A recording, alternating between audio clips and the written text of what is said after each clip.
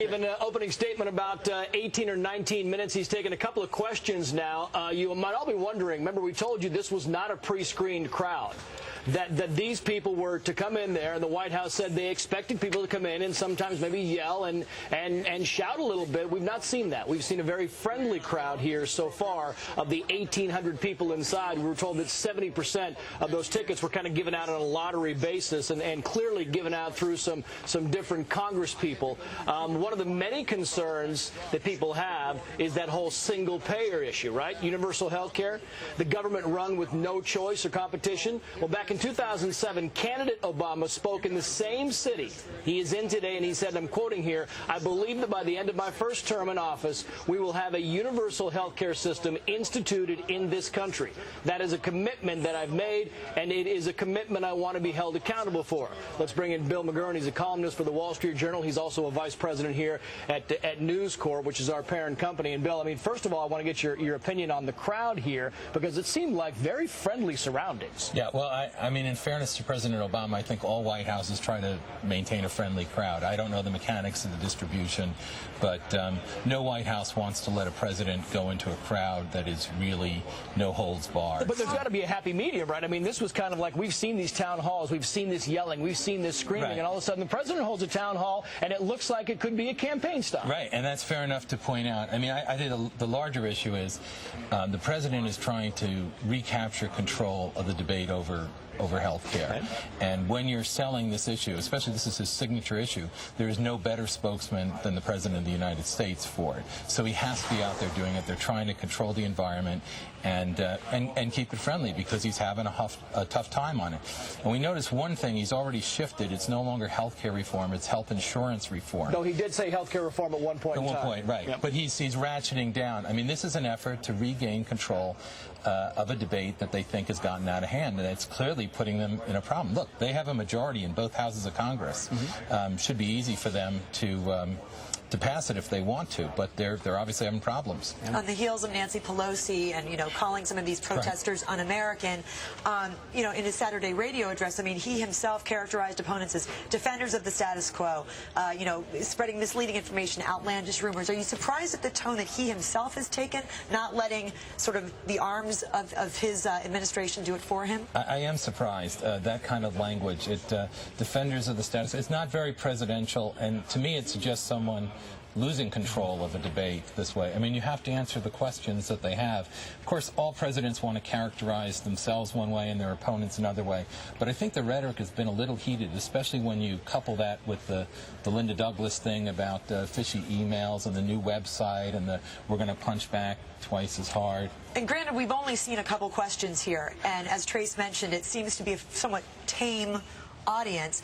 Don't you think people out there, I mean, Republicans, Democrats, supporters, opponents, want to see a real honest-to-goodness town hall, as opposed to what many are probably saying, this looks like theater? Right. Well, except I think that's part of politics. Each side tries to control their thing. But, you do see it in other places. People are asking these questions. I mean, to me, it's irrelevant whether people are asked to go, whether it's the questions are what matters. And what but you want to hear President Obama answer a fiery opponent. I think he has to do that if he's going to get this through, because I'm not sure this will comfort his own allies. Look, again, they have the votes.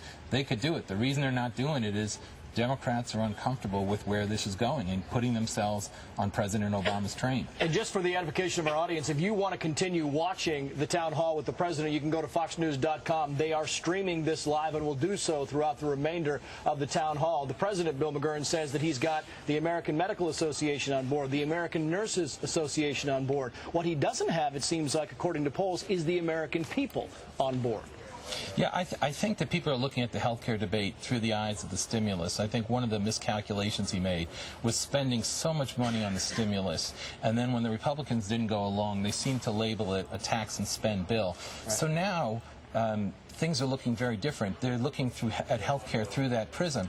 And again, the kind of things the president is saying right now in the debate are the same kind of things he said in 2007 when he went there. But we have a very different economy. We have very different problems. We have very different spending. And it doesn't seem to have adjusted much for that. Bill McGurn with the Wall Street Journal. Bill, thank you very much. Thank you, Bill. Great to have you.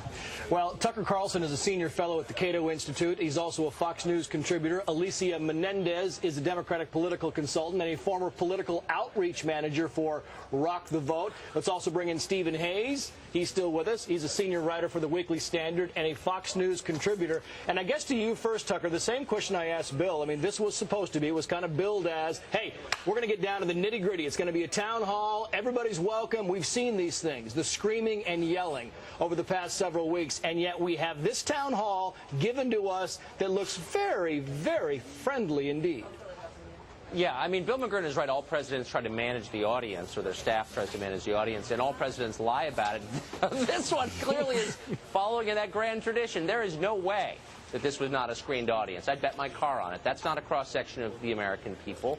That's an audience that has been filtered. I mean, there's absolutely no question about it. And by the way, I think the significant fact of this press conference was the change in language from health care reform to health insurance reform, positing this as not a government takeover of your health care delivery, but as a battle against health insurance companies, which everybody kind of dislikes. Even people who don't want reform don't really love health insurance companies. They have changed the language. I think it signifies a pretty significant pivot in their strategy. Yeah, and Alicia, I mean, you have to think on the other side of the aisle on this thing. You see the polls. The Rasmussen poll comes out and it says 53% of the American people just don't like this thing. Okay, independents are fleeing in record numbers. And if you're watching this town hall, don't you want the president to have a little bit of screaming and yelling? Don't you want the president to answer some of these heated questions? Well, I think part of the reason that the poll numbers have gotten away is because I agree with Tucker that the rhetoric has gotten away from the president. We need to refocus this, that we're talking about insurance companies, and we're talking about the fact that these issues are affecting middle-class families, and that everyone who works for a living ought to be able to take their kid to the doctor. Wait, stay and on anyone focus who's in the town ill, hall for just a second, Alicia. Just stay with me for just a second here. Don't you want in this town hall, the White House said, look, we expect people to come in there and raise a little hell. And we haven't seen that. Don't you want to see a little bit of that? I do want to see a little hell-raising, especially because I think Barack Obama is tough and he can handle it. And I think the American people need to have some of their fears tackled head-on, and I don't think there's any better messenger than Barack Obama. Alicia, pleasure to have you on Fox News Channel.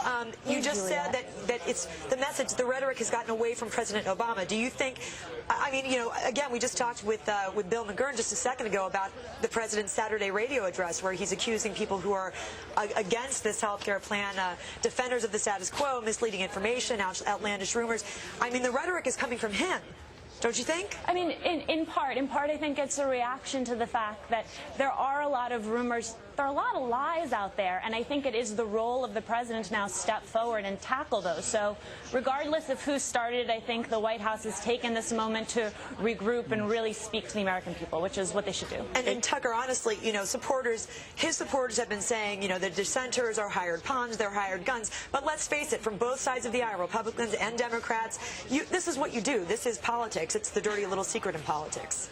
Well, isn't this what you want? A vigorous national debate about the details of the plan, and it gets heated. But, I thought that's what democracy is, right? It's this kind of grand 300 million strong conversation of Americans talking about what their future ought to look like. I think most Americans would prefer not having hired guns and pawns planted in all of these audiences. Well, again, on both sides of the aisle. But hold on, it depends how you describe them. I mean, look, these are citizens too. They're voters. They have a financial interest in this. But then, don't we all have a financial interest in the outcome? I mean, you could say, well, the union guys are thugs. I don't ever call them that because they've got a stake in the future too. I think everybody ought to be allowed to participate. Let me just jump